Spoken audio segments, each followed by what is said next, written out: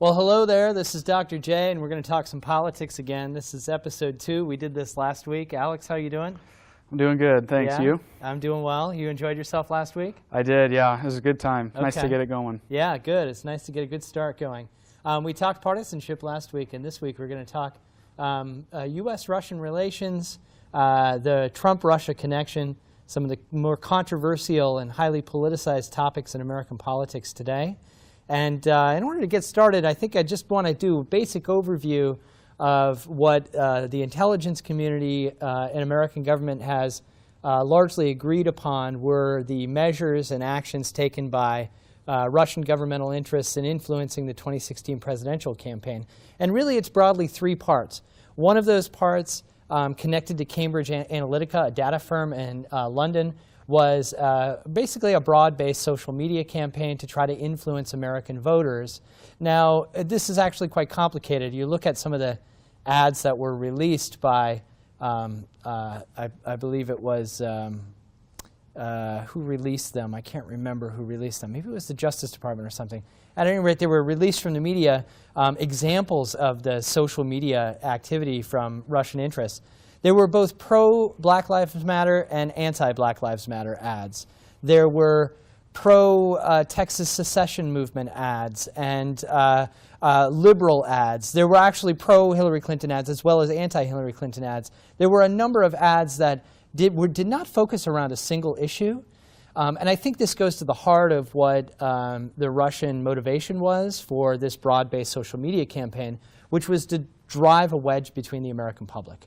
The main goal, I believe, of Russian intelligence and Russian governmental interests in American politics is to sow some seeds of distrust in the American public when it comes to their government and when it comes to their media. The less amount of trust that the public has in government and in the media, I think to a greater extent, those Russian-backed governmental interests believe that they have won and succeeded. And so that was one element, was a broad-based social media campaign going directly to the voters, influencing them over a number of highly divided and partisan topics. But again, the Russian interests weren't picking or choosing one or the other. It was mostly about sowing distrust. Another element there were the hacking of state elections offices. Around 21 or 22 state election offices received some degree of cyber influence and hacking into their machines. None of this proved successful as far as I understood, and none of this really influenced the actual tally of voting, but nonetheless there were attempts by Russian interests to hack into some of the electoral offices at the state level. And the third element there were the hacking of Clinton campaign officials, John Podesta being one of them, and the release of Clinton campaign emails through WikiLeaks. That is the kind of the third element there. Any thoughts about that? Which one of those might have been more influential with regards to 2016, or which one perhaps was a greater threat to democracy, more broadly speaking? I think the most influential for the 2016 election would have been, in my opinion, the Clinton emails, which so timely released right before the election to the American public. But as far as kind of when you look at it today, the biggest influence I think is the social media divide in the country. You can kind of see it wherever you go on social media, these alt-right, alt-left media outlets, all over the place. It's really a divided time in the country politically. Yeah, and it's a really important social science question as well. To what degree our increasingly social media world is fragmenting and fracturing and compartmentalizing our political community and society. We tend to live in political echo chambers in social media. Liberals tend to talk politics with other liberals in social media, and conservatives with other conservatives. And the degree to which social media is not really bringing together a political community in which discourse and deliberation can take place, but is instead fracturing and dividing an already partisan community, that's a really important social science question. Do you have some thoughts about that broadly, like the technology of social media? Can it potentially make an inclusive, democratic, deliberative, tied together political community, or do you think something inherent to the technology really does divide a political community? I think while it does a lot of good in getting information out to the public, it's going to inherently divide people because most people, they're going to read what they want to hear. They don't want to have their thoughts challenged and have to critically think about them. So I'm not sure how we can kind of get a more inclusive view to the American people, but I think it's important that we start trying because it's very divided today. Yeah, you know, and yeah, as I mentioned, it's a really important social science question and something to look at long range. I think one argument could be that social media, it's not technology to blame, that technology can bring us together and make a more inclusive political community, but that there are a number of other cultural, social, and political factors at play that make an environment in which social media is perpetuating and strengthening political divisions in this country. Going back to the Clinton emails that you mentioned as probably the most influential factor, I think you're certainly right about that. There was a slow drip of information out of the Clinton emails in the lead up to the general election, and you could kind of see the polls following along a little bit, dipping for Clinton, rising slightly for Donald Trump as the election neared. Of course, you know, many pollsters got the results wrong. A Donald Trump win in November was a big surprise to a lot of folks, liberals and conservatives. A really important question to ask, and I know this is straying from the topic of Russia a little bit, but I think it's an important question to ask, and I'm interested in your opinion. Why were the polls so wrong? Why were so many people wrong about the results of the 2016 presidential election? You know, I think you heard a lot about, at least on the conservative news side, before the election, of the silent majority of the working class Americans that don't usually go out and vote. That, you know, Donald Trump was inclining them to get out and vote, and maybe even not necessarily Donald Trump, but as the emails were released, maybe they were less supportive of Donald Trump and more anti-Hillary Clinton getting to the White House, and I think you kind of saw that when it came to the election time. Yeah, certainly. I think there was also a tendency for the media, which tends to predominate in the coastal areas of the United States. Yeah. There was a tendency for the media to really overlook Middle America and its concerns. It took a lot of the spectacle of the Trump campaign and the sort of celebrity characteristic of him as a candidate, and consumed a lot of that. And got great ratings for it. I think some estimates suggest that CNN reached something like $20 million more in profits than they had projected because Donald Trump was the general election nominee and ultimately won. And it's good business for Trump is good business for news media. Yeah. And so, so they took a lot of the spectacle, but they ignored a lot of the legitimate grievances and the hurt and pain of middle Americans, especially working class Americans, especially poor whites in this country who tended to be very strong for Trump. And we largely ignored those concerns. Even, of course, Democrats. Democrats around in the Obama era, and Hillary Clinton was a symbol of this. The Democratic Party has turned into a kind of technocratic, coastal elite party. And they have also abandoned, the argument goes, from a lot of labor activists and a lot of left folks on politics, they've abandoned labor. They've abandoned working class America, or at least they don't have a message that is clear and concise and that can reach, and traditionally did reach, the labor movement of America. And so that was a significant factor as well, I think. And I think with Trump going out and preaching, bringing back jobs, that hit home with a lot of Americans. And you had, Obama kind of campaigning for Clinton, in some instances saying that those jobs just can't come back. And so I think Trump going around saying that they can, and I'm going to do it, it gave hope for them. And with the polling, because the media tends to be on the coast, like you said, it does leave out the entire Midwest part of the country, and they the coasts do tend to be a little bit more liberal with their viewpoints. Sure. So when you have to consider where they're polling as well when you do those. There seemed to be a sharp set of choices for a lot of working class voters. And of course, famously, 2016 presidential election came down to Pennsylvania and Michigan and Wisconsin. And all three of those states, the vote was rather tight. I think Trump won Wisconsin by around 13,000 votes or so, Michigan by around 27,000 votes or so. So a fairly razor-thin margin. And if you look at the polling, you look at the election results from 2012 and 2008, and how Obama carried, for example, Wisconsin. Obama got, in 2012, I think something like 38,000 or 40,000 more votes in Milwaukee than Hillary Clinton did in 2016. So 38,000, and she only lost by 13,000. There's your margin right there. And so the blue firewall, as they said, no one was paying attention to that. I certainly wasn't paying attention to it. Most observers weren't paying attention to it. Everyone was looking at swing states like, North Carolina or Florida, Ohio. Nevada was thrown in there.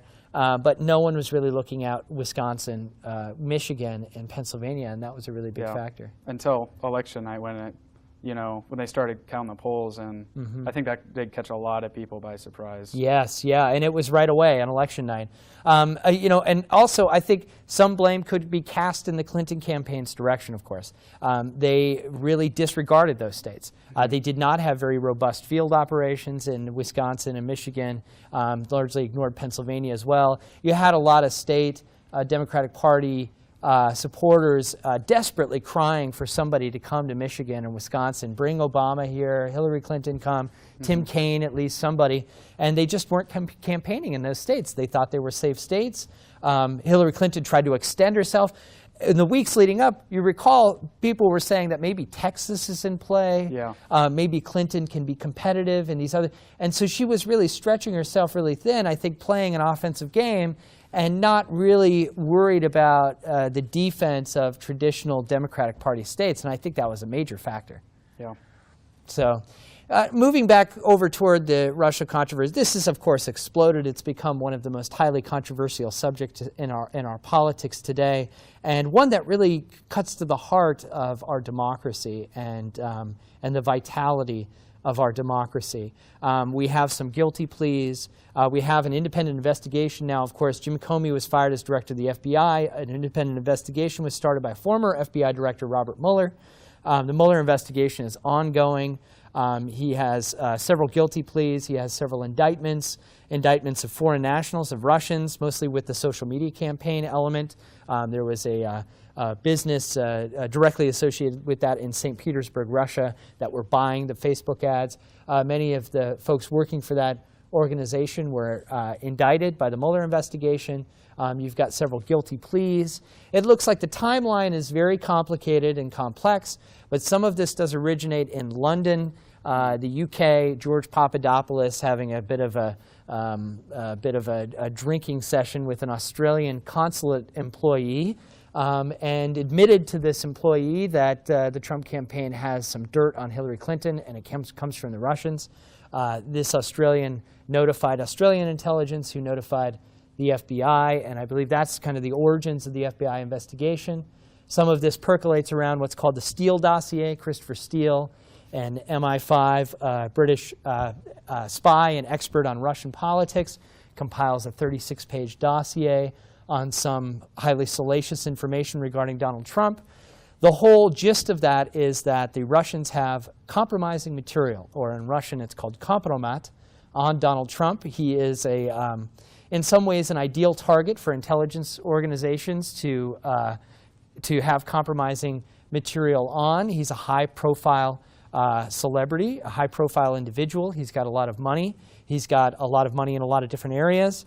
Some of the charges are that Trump is maybe a little bit loose with morals with regards to his own personal activities, and therefore, he is open to some compromising material.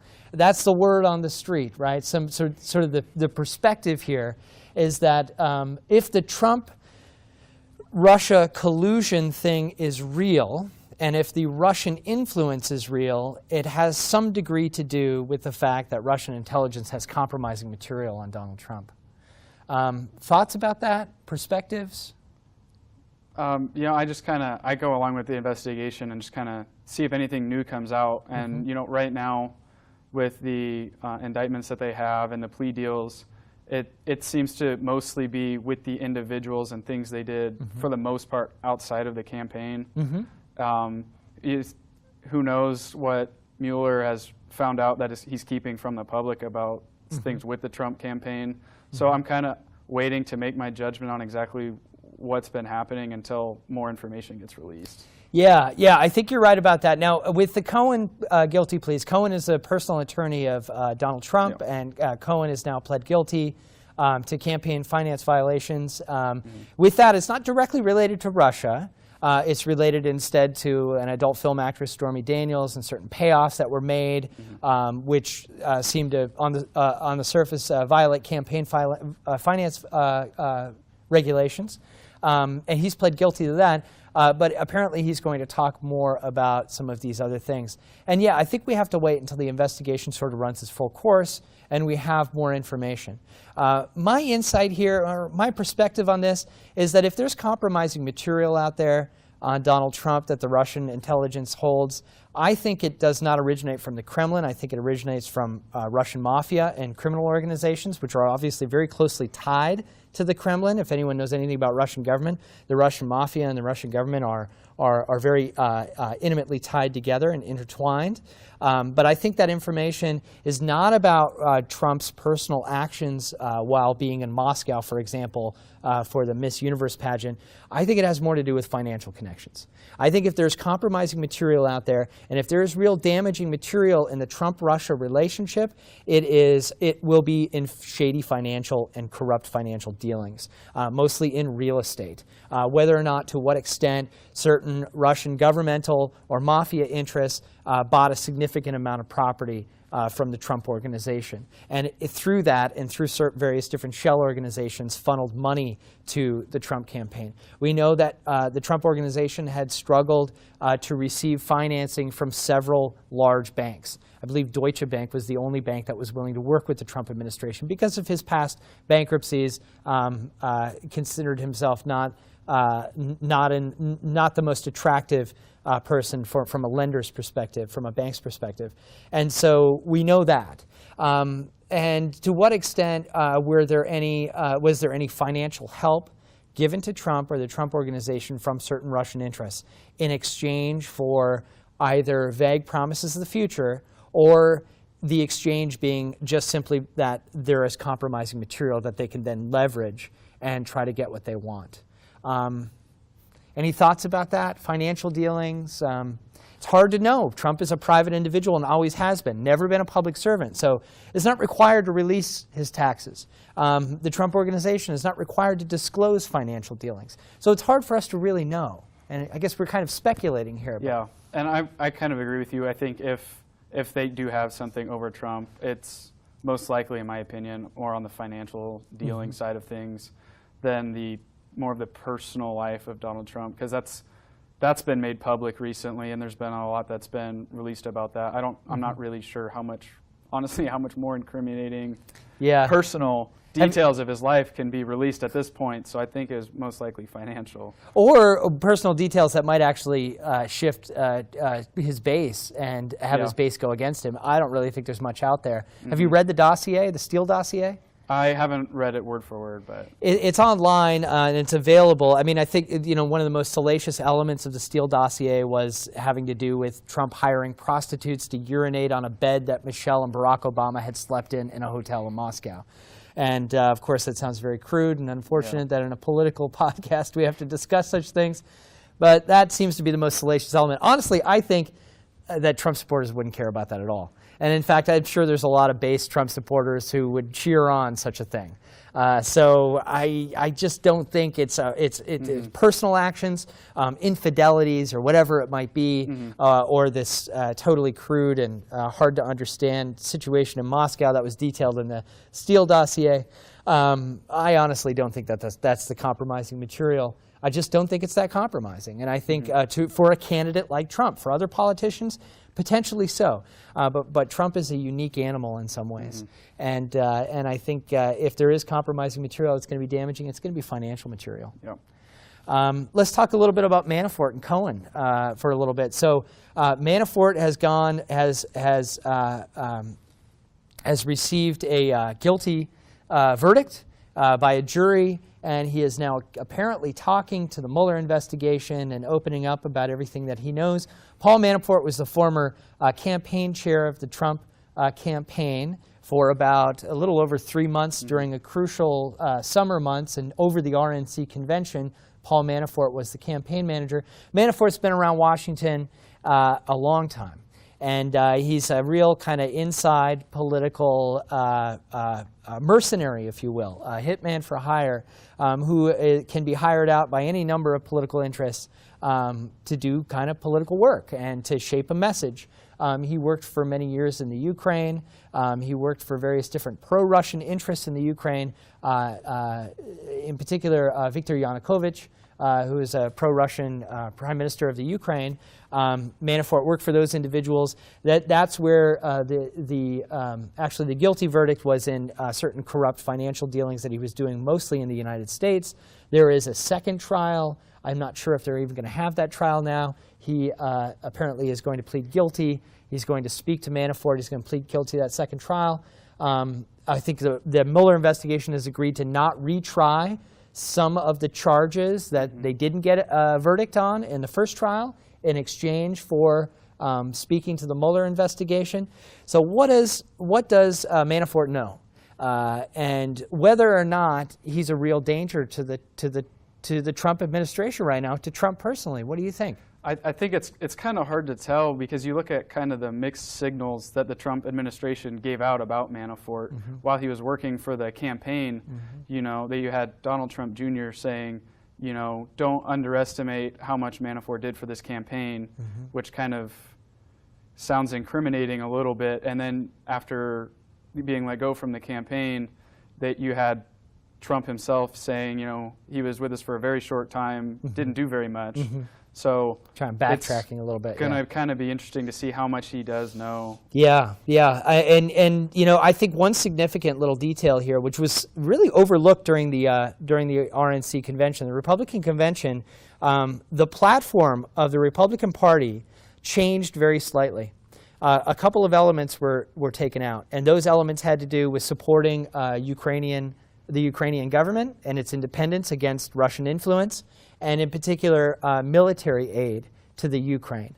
Those elements were taken out of the Republican Party platform during the convention, a sign that Manafort, with perhaps pro-Russian interests, may have had some influence in that regard, and may have been influential in sort of eliminating some of those elements, hoping that an incoming Trump administration, if he were successful in the general election, which ultimately he was, that they would ultimately become much more pro-Russian than the previous Republican administrations, than the previous Obama administration. Obama famously tried to reset with Russia.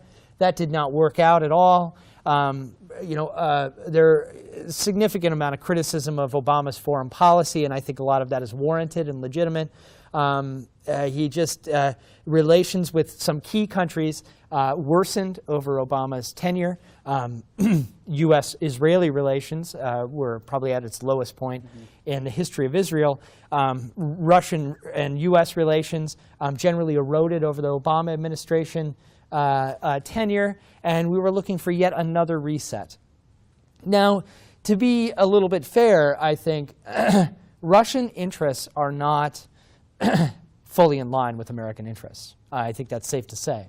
It is also really important to say that Russia very much, the Kremlin, Russian government, and Putin, very much view the United States as the main enemy in the world, the main adversary. And that's important to keep in mind. We translate this into partisan language in our American politics. We look at this through the lens of conservative or liberal or Republican Party or Democratic Party. But the truth of the matter is that Russia views this in a much more unified way. The United States of America is an adversary, and they will do anything they can to divide the American public over their government or over their media so that they are distrustful of the news that is disseminated from major news organizations. They simply don't believe it. That gives Russia ideological leverage in what they view as a broader global struggle. That's important to say. Any thoughts about that? Or? You know, I think with Russia, it's kind of, you know, when they essentially wanted to kind of meddle in the election, they kind of had a choice between, Clinton and Trump, and obviously they would prefer Donald Trump, not only necessarily because potential dirt they have on him from when he was in Moscow or whatever, but also Clinton was publicly very harsh on Russia. Yes. And they did not like that at all. So I think maybe even less than pro-Trump, they were very much anti-Hillary Clinton. Yes, I think that's safe to say. I think you're exactly right on that. I've been to Russia several times, and I've spoken to a lot of Russians about Hillary Clinton, and a unanimous feeling of animosity toward Hillary Clinton. When she was head of the State Department, of course, was when a lot of the relationship between American and Russian interests began to erode. Hillary Clinton is famously regarded as more of a hawkish liberal Democratic Party politician, harsher on foreign policy. I've always understood that to be strategic with regards to Clinton, that she knew that that was a good strategic motivation for a number of reasons. It would position her well in terms of leverage in Washington and position her message as well in terms of articulating it to the public.